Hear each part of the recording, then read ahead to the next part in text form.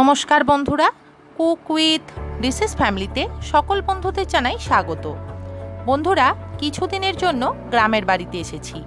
এখানে অনেক আড্ডা এবং হইহুল্লোড় করছি, সঙ্গে রান্না বান্না আর খাওয়া দাওয়া। এখানে যদিও আমার রান্নার ছুটি, বোনেরা এবং মাসিরাই রান্না করছে।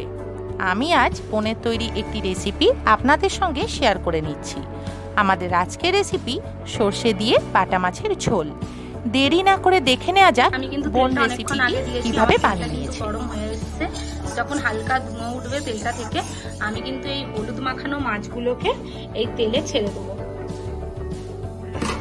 এই হলুদ মাখানো আমার যে বাটা মাছ আছে, এই যে কি সুন্দর জ্যান্ত বাটা মাছ আছে, আর এখানে কাটা পোনা মাছ আছে। আমি মানে আমার তেল গরম হয়ে গেছে, এবারে মাছগুলো আমি এই তেলে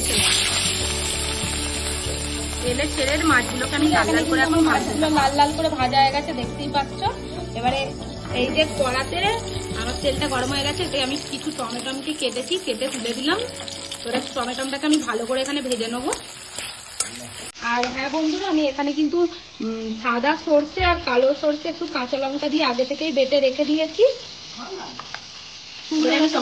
ভালো করে ভেজে নেবো। নুন দিয়ে দিলাম, টমেটোগুলো যাতে ভালো করে গলে যায়। আমার খুব সুন্দরভাবে ভাজা হয়ে গেছে। এবারে একটু হলুদ গুঁড়ো দিয়ে দেবো, পরিমাণ মতো হলুদ গুঁড়ো দিয়ে দেবো। হলুদ গুঁড়ো দিয়ে আরেকটু কষিয়ে আমার কিন্তু কষানো হয়ে গেছে। আমি সেই জন্য পরিমাণ মতো একটু জল ঢেলে দেবো। আমার যতটা প্রয়োজন আমি ততটা জল ঢালবো। এতে জল ঢেলে দিলাম। জল ঢেলে আমার যে সাদা সর্ষে আর কালো সর্ষেটা আর কাঁচা লঙ্কা দিয়ে যেটা বাটা ছিল, আমি সেটা এতে দিয়ে দেবো। দিয়ে আমি ভালো করে এই সর্ষেটাকে ফেটিয়ে নেবো। এতে ভালো করে সর্ষেটাকে ফেটিয়ে নেবো। সেটা ঠিক এইরকম ভাবেই টকবক করে ফুটবে। কিছুক্ষণ ফুটে যাওয়ার পর আমি এতে আমার যে ভাজা লাল লাল মাছগুলো ছিল আমি এতে তুলে দেবো। হয়তো সেটা খুব সুন্দরভাবে ফুটে গেছে। আমি এতে এই যে লাল লাল মাছগুলো আছে এগুলো আমি দিয়ে দেবো।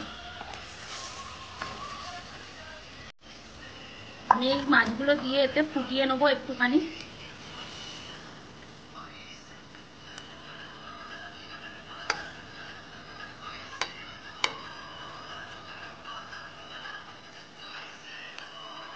এবারে একটুখানি ওই ঝোলটাকে ফুটিয়ে নেবো। মাছটাকে দিয়েছি, দিয়ে মাছের ঝোলটা যেহেতু ফুটে গেছে এবারে নামাবো। নামানোর আগে আমি একটু কিছুটা কাঁচা সর্ষের তেল দিয়ে দেবো।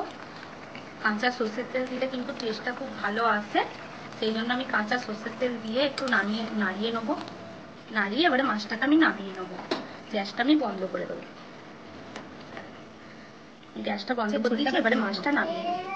ঝোলটা কেমন হয়েছে অবশ্যই কমেন্ট করে জানিও। আর এটা কিন্তু ভাতের সঙ্গে খুব টেস্টি একটা খাবার। খুব সহজ পদ্ধতিতে এই ঝোলটা হয়েছে, আর খুবই হেলদি। কাঁচা লঙ্কার তরকারি, এটা কোনো গুঁড়ো লঙ্কা বা কোনো মশলা ছাড়াই খুব হেলদি একটা খাবার। টাটা।